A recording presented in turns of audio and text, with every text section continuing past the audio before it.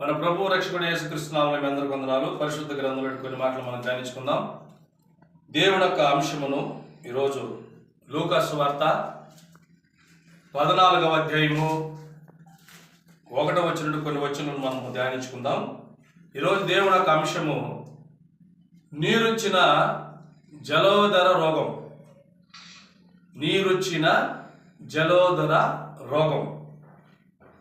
ప్రియులరా, యేసుక్రీస్తు వారు క్రీస్తు మొట్టమొదటి శతాబ్దంలో భూమి మీద ఉన్నప్పుడు యేసు ప్రభు వారు ఈ యొక్క భూమి మీదకి వచ్చినప్పుడు ఎన్నో అద్భుతములు చేసినట్లు లేఖనం మనకి ఆధారం ఉన్నది. అలాగే ఈ యొక్క అద్భుతం కలిగినటువంటి దేవుడు ఈ గొప్ప కార్యం చేసినప్పుడు వైద్యుడైనటువంటి లూకా భక్తుడు ఇక్కడ యేసు ప్రభు వారు చేస్తున్నటువంటి అద్భుతమును దేవుడు చేసిన అద్భుతమును లూకా వైద్యుడైనటువంటి భక్తుడు చూస్తున్నాడు. ఏమిటి ఆ ఒక రోగము అంటే, జలోదర రోగము కలిగిన ఒక వ్యక్తి ఇక్కడ ఉన్నాడు. అది ఎప్పుడు ఆ వ్యక్తిని యేసు ప్రభు వారు స్వస్థపరిచాడంటే విశ్రాంతి దినమున.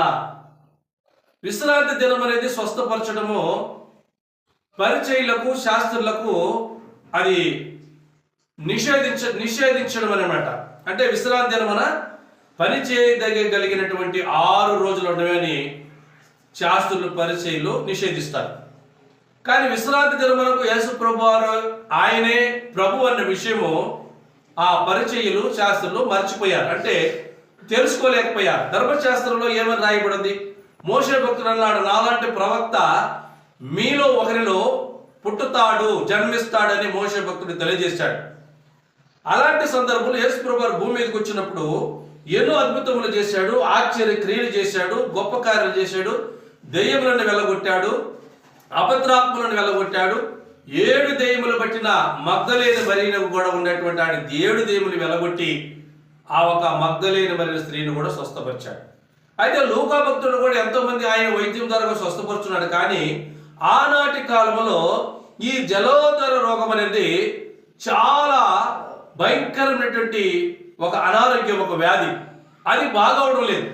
ఎన్ని హాస్పిటల్ చూసుకున్నా, ఎన్ని వైద్యంలో గెలుచున్నా ఆ రోగం అనేది బాగవడం లేదు. ఈ రోగం ఎలా ఉంటుందంటే మన పొట్టలో అది నీరు వస్తూ ఉంటుంది అనమాట. నీరు ఉబ్బిపోద్ది పొట్ట. చాలా సుమారు ఒక 20 లీటర్లు వాటర్ పట్టినటువంటి పొట్ట అంత పెద్దదిగా ఉబ్బిపోయి ఆ బాధని భరాయించలేక ఎంతో వేదన పడుతూ ఉంటారు.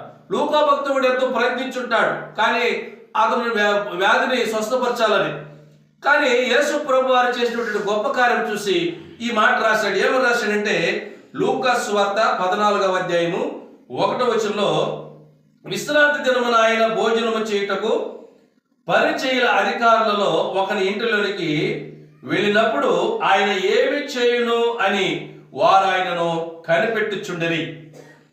అప్పుడు జలోదర రోగము గల ఒకడు ఆయన ఎదుట ఉండెను. యేసు విశ్రాంతి దినమున స్వస్థపరచుట న్యాయమా కాదా అని ధర్మశాస్త్ర ఉపదేశకులను పరిచయులను అడగగా వారు ఓరకుండిరి. దేవుని స్తోత్రం. ఏమన్నా యేసు ప్రభు వారు విశ్రాంతి దినమున స్వస్థపరచుట న్యాయమా కాదా అని ధర్మశాస్త్ర ఉపదేశకులను పరిచయులను అడిగాడు యేసు ప్రభు వారు. అంటే ధర్మశాస్త్రం అని బోధించేవారు, ధర్మశాస్త్రాన్ని ఉపదేశం అనగా బోధిస్తారన్నమాట. పరిచయులు కూడా బోధిస్తారన్నమాట. అంటే వీళ్ళు పెద్దలు, ధర్మశాస్త్రం ఎరిగిన వారు. కానీ ధర్మశాస్త్రం ఎరిగారు, పెద్దలుగా ఉన్నారు, పరిచయులు ఉన్నారు. కానీ విశ్రాంతి దినమున స్వస్థపరచడానికి యేసు ప్రభు వారే ప్రభు అన్న విషయం మర్చిపోయి ఆ రోజు చేయొచ్చినా చేయకూడదని యేసు ప్రభు వారు ఆ ధర్మశాస్త్ర ఉపదేశకుని అడిగారు, పరిచయులు అడిగారు. అంటే వాళ్ళు సమాధానం చెప్పలేకపోయారు. అందుకే దేవుడు ప్రశ్నించినప్పుడు మానవుడి యొక్క సమాధానము ఉండదు. దేవుడు ప్రశ్నిస్తే మానవుడి యొక్క సమాధానం ఉండదు. కానీ మానవుడు ప్రశ్నించినప్పుడు దేవుడు దేనికైనా సమాధానం చెప్పగలడు.